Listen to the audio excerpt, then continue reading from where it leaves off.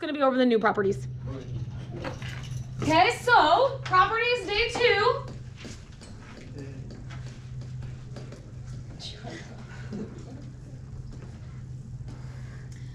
First property that we're going to look at is what happens if we have a negative exponent.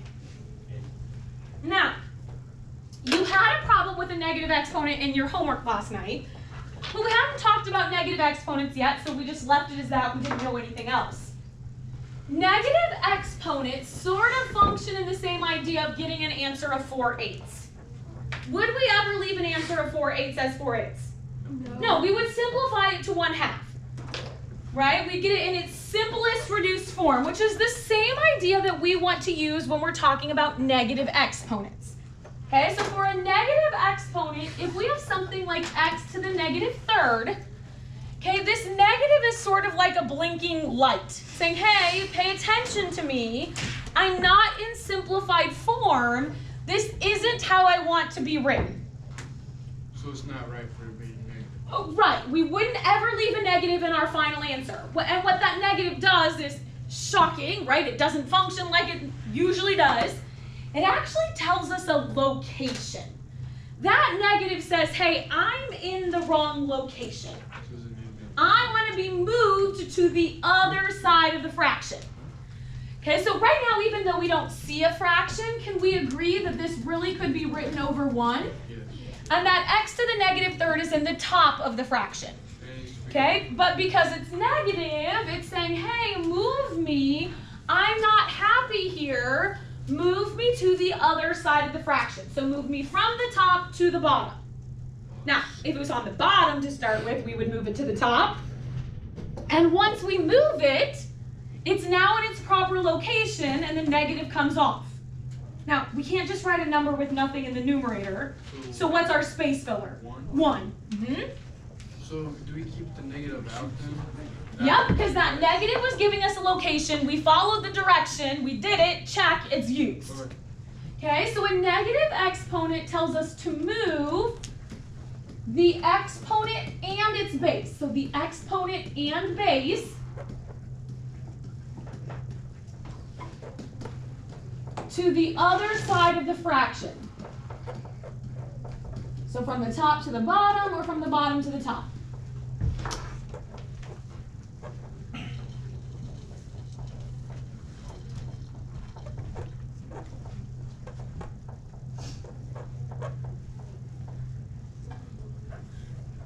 And it comes with that same idea like 4/8. We would never leave a final answer with a negative exponent.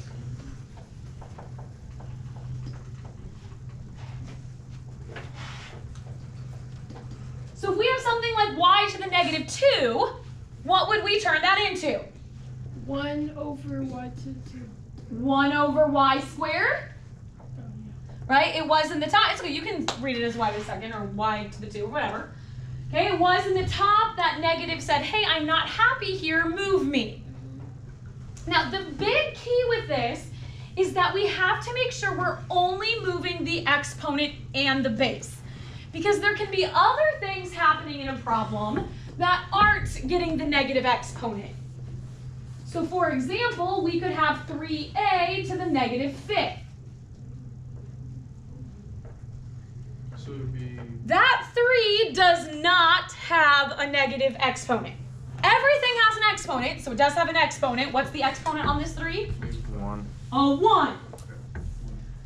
Okay, which is positive, so that 3 is happy. That 3 is where it wants to be. But the a is not.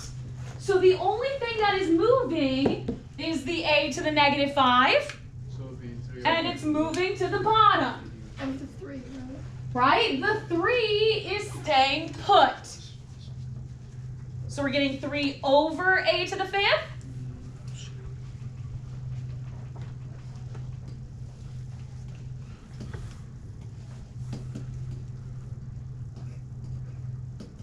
Now, like I said, negatives can be anywhere in a problem. They can be on the top, they can be on the bottom, but if they are negative, they have got to move. So if we have something like a to the -4 over b to the -2, this a is negative, so where does it need to go? To To the, Bottom. it's already at the top, so it needs to go to the bottom. But there's a negative 2. So the bottom goes to the top. Right, but the B is also negative and it's in the bottom, so where does it need to go? The top. To the top. Because it's a smaller negative. It doesn't it's necessarily matter if it's smaller or bigger. That's division. Okay, and we're not quite to that piece yet. We're going to talk about that here in just a minute. That piece yet? Do what? You have to do division too. It's still a property we got to do. So we get B squared over A to the 4th. Are we okay on that one? Yeah. Now, negative exponents really don't show up that frequently on their own. The reason why we need to be aware of negative exponents is that we are going to be dividing, and dividing makes negative exponents show up because just like everything we've said, division doesn't actually tell us to divide exponents. Why would it? Nothing works like it normally has. So let's say we have something like x to the 5th over x squared. What does x to the 5th mean? X times, 5. 5. X Times X times right? X X times X times X times X times X. Do we ask them to like all the way all that? Well, not normally, right? Normally we're not going to do that.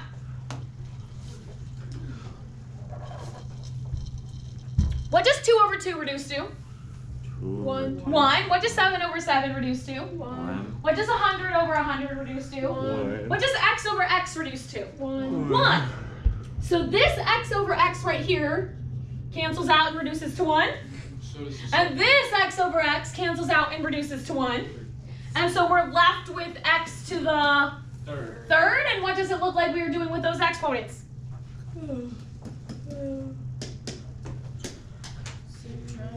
Subtracting them.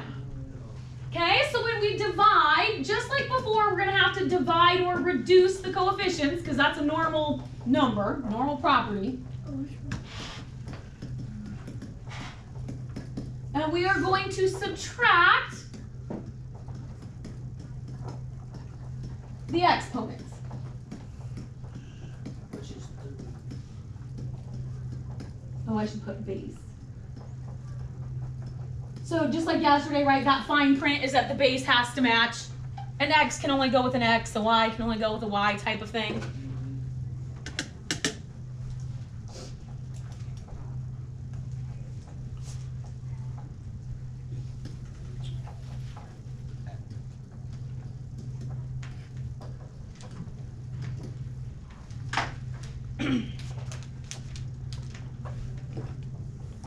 So y to the 10th over y to the 3rd is going to give us what? Y to the 7th, because 10 minus 3 is 7.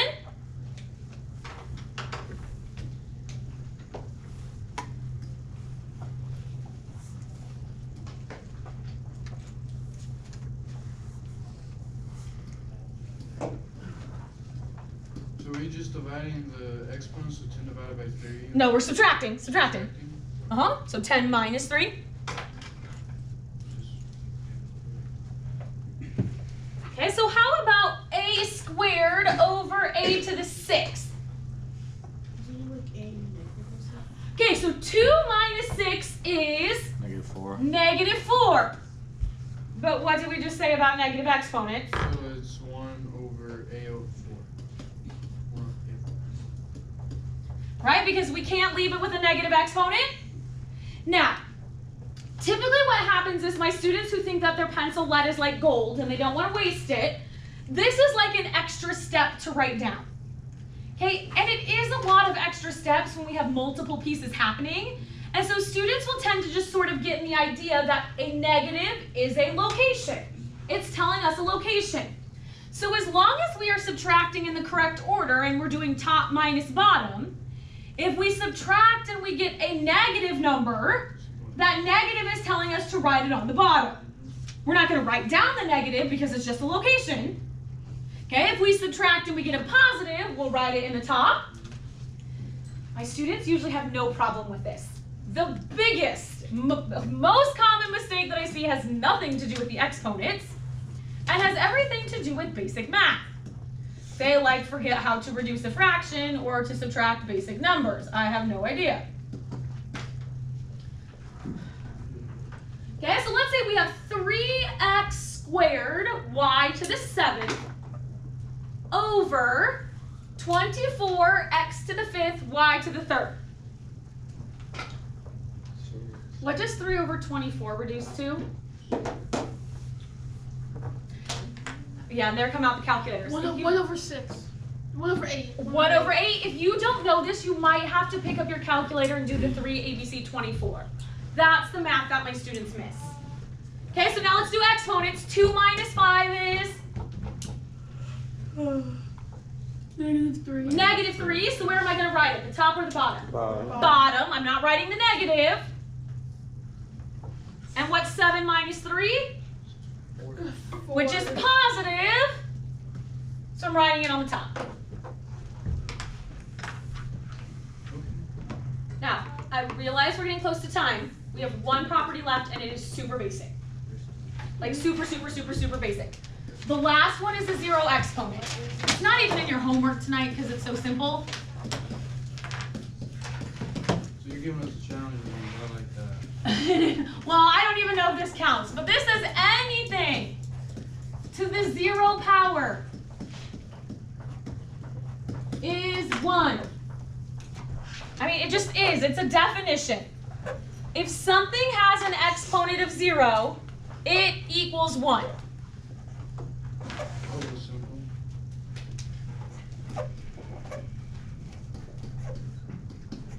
So x to the 0 power is 1. 42 to the 0 power is 1. Yep, that's simple. It's just 1. Anything to the 0 power is 1. Yeah.